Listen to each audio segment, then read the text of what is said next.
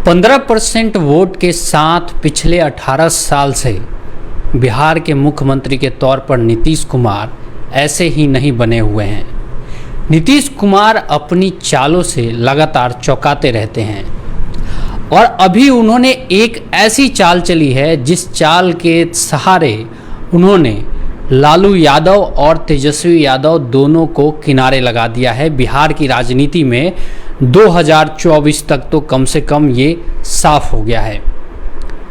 इस पे हम आपको एकदम सटीक विश्लेषण बताएंगे। उससे पहले निवेदन है कि आप इस वीडियो को लाइक ज़रूर कर दीजिएगा, जिससे अगली भी वीडियो जब भी कोई मैं डालूं तो आपके टाइमलाइन पे आ जाए।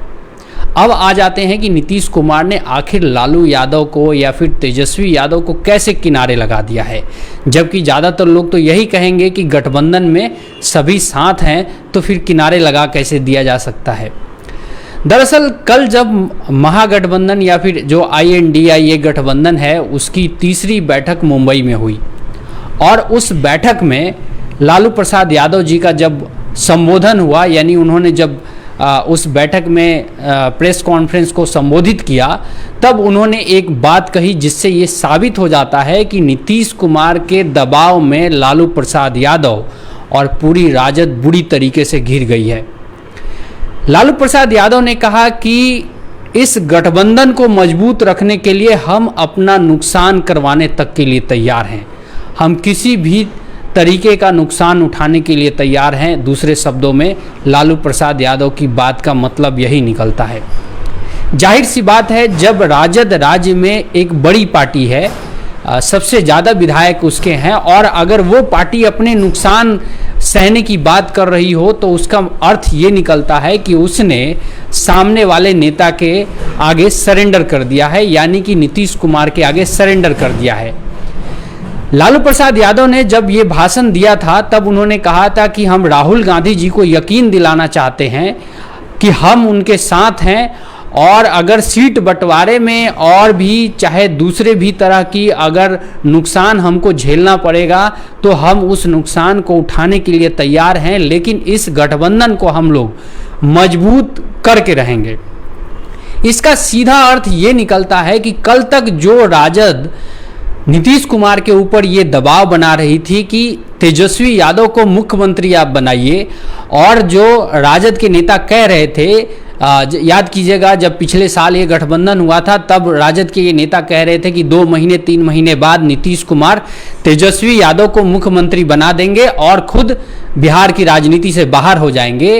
अब उसी राजद के राष्ट्रीय अध्यक्ष अगर ये कह देते हैं कि इस गठबंधन को बचाने के लिए वो नुकसान उठाने के लिए तैयार हैं, इसका सीधा मतलब यही निकलता है कि नीतीश कुमार के आगे कम से कम 2024 के चुनाव तक राजद का जो शीर्ष नेतृत्व है, लालू प्रसाद यादव हैं या फिर तेजस्वी यादव हैं, वो एक तरीके से सरेंडर कर चुके हैं और वो अब नीतीश कुमार के पूरी तरीके से कंट्रोल में आ गए हैं, या फिर कहें कि नीतीश कुमार की पिच पर बैटिंग कर रहे हैं।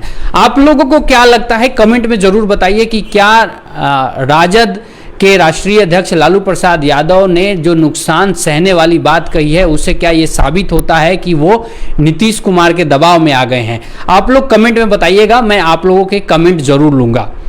तो जो ये बयान आया है दरअसल लालू प्रसाद यादव का, उसका सीधा मायने अगर आम तौर पे विश्लेषण में अगर देखा जाए तो इसका मतलब यही निकलता है। अन्यथा जो राज्य में बड़ी पार्टी हो, जिसके पास ज़्यादा विधायक हो, वो कम से कम झुक के तो ऐसे बात नहीं करेगी। दूसरा, अभी राजद के राष्ट्रीय अध्यक्ष ने ही लालू प्रसाद यादव जी ही अपने गृह जिला गोपालगंज गए थे और वहाँ पे उन्होंने कहा था कि तेजस्वी को बिहार की जनता CM देखना चाहती है, और उनका मतलब यही था कि तेजस्वी को CM बनाया जाए, और इसके लिए वो लगातार कांग्रेस के शीर्ष नेतृत्व से भी मिल रहे थे, राहुल गांधी से भी मिले, सोनिया गांधी से भी मिले कि नीतीश कुमार को कोई एक बड़ा पद देके और बिहार की राजनीति से या तो उन्हें दूर किया जाए या फिर तेजस्वी यादव को चाहे जिस तरीके से भी हो मुख्यमंत्री पद पे बिठा दिया जाए। लेकिन नीतीश कुमार को ये पता है कि उनके पास जो भी पावर है वो बिहार के मुख्यमंत्री के तौर पर ही है और बिहार के मुख्यमंत्री रहते हुए ही वो कुछ हासिल कर सकते हैं, क्योंकि आप सभी को पता है कि एक बार सत्ता हाथ से निकल जाती है तो कुछ भी नहीं बचता है, और खास करके उन दलों के साथ जिनकी कोई एक विचारधारा नहीं होती है या फिर जिनका जो कैडर बेस पार्टी नहीं होती है। देखिए, राजद कैडर बेस पार्टी है, उसकी एक विचारधारा है, उसकी विचारधारा है सेकुलरिज्म की विचारधारा कह सकते हैं, या फिर आप समाजवादी विचारधारा कह सकते हैं राजद की। उसका एक अपना सिद्धांत है कि वो बीजेपी जैसे दलों के साथ गठबंधन नहीं करेगी। हालांकि आप लोगों की जानकारी के लिए बता दें कि लालू प्रसाद यादव जब पहली बार मुख्यमंत्री बने थे उस समय वो बीजेपी के ही समर्थन से बने थे, उनको बहुमत के बराबर सीटें नहीं आ रही थी और उस समय बीजेपी ने उनकी सरकार में समर्थन दिया था। तो खैर वो काफ़ी पुरानी बात हो चुकी है, वो लगभग 30 साल पहले की बात है। 30 साल के बीच में कभी भी लालू प्रसाद यादव ने बीजेपी के साथ समझौता नहीं किया, जबकि नीतीश कुमार के साथ अगर हम देखें कि उनके साथ कोई विचारधारा की प्रतिबद्धता नहीं दिखती है, खास तौर पे चाहे वो अब आप देखिए अगर इंडिया गठबंधन के साथ जा रहे हैं तो इंडिया गठबंधन समाजवादी और जो अल्पसंख्यक कल्याण या फिर जो सेकुलरिज्म टाइप की विचारधारा की बात करती है। दूसरे गठबंधन की बात करें बीजेपी, वो हिंदुत्व की बात करती है, और दोनों के साथ नीतीश जी गठबंधन कर चुके हैं। इसका मतलब ये होता है कि नीतीश जी के सरकार बनाने के लिए कोई उनको वैचारिक जो मतभेद से मतलब नहीं है, उनको केवल नंबर की जरूरत है। इस लिहाज से देखें तो फिर नीतीश कुमार जी कहीं ना कहीं एक तरीके से अपनी सरकार को बचाने के लिए अपने अलग अलग दांव चलते रहते हैं, और उस दांव में नीतीश कुमार जी हमेशा 3-4 प्लान रेडी करके रखते हैं। और अगला जो प्लान था, मैंने आप लोग को 2 दिन पहले वीडियो में बताया था कि नीतीश कुमार जी संयोजक नहीं बनेंगे। अगर संयोजक बनाने के लिए अगर उनको कहा जाएगा तो फिर उसका खामियाजा नीतीश कुमार जी को अपनी कुर्सी से चुकानी पड़ सकती है। कुछ कमेंट आ गए हैं दर्शकों को, मैं वो कमेंट आपको एक बार बता दूं। रौनक सराफ लिख रहे हैं, इस बार बीजेपी का पत्ता साफ है। शुक्रिया रौनक सराफ जी, आपने अपनी राय दी।